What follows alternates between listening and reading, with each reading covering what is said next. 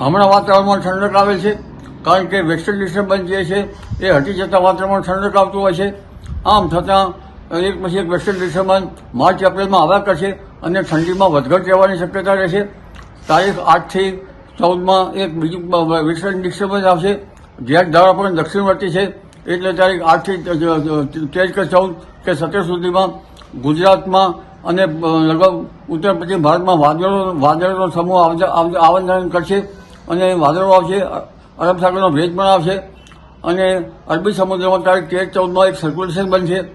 એટલે હવે ધીરે ધીરે માર્ચ માસમાં પણ લગભગ એક પછી એક વેસ્ટર્ન ડિસ્ટર્બન્સ આવશે. પણ ગરમી અંગે જોવા જઈએ તો તારીખ 8 માર્ચથી ગરમી વધશે, જેમાં ઉત્તર ગુજરાતના ભાગોમાં મહત્તમ તાપમાન લગભગ 17 થી 38 ડિગ્રી સેલ્સિયસ જેવું થવાની શક્યતા રહેશે.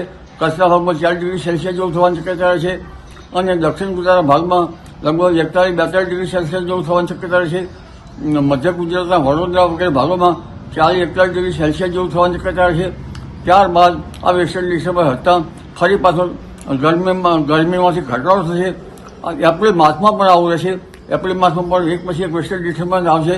એટલે આ વખતે કાઢળ ગરમી પડવાની શક્યતા હોવા છતાં વચ્ચે ગરમીમાં વધઘટ પણ થતી રહે છે. એ હવામાનમાં કંઈક નવીન પ્રકારનું આ વખતે જણાઈ રહ્યું છે. અને ચોમાસા અંગે જોવા જઈએ તો આ ચોમાસું વેસ્ટર્ન ડિસ્ટર્બન્સ નબળા આવ્યા છે.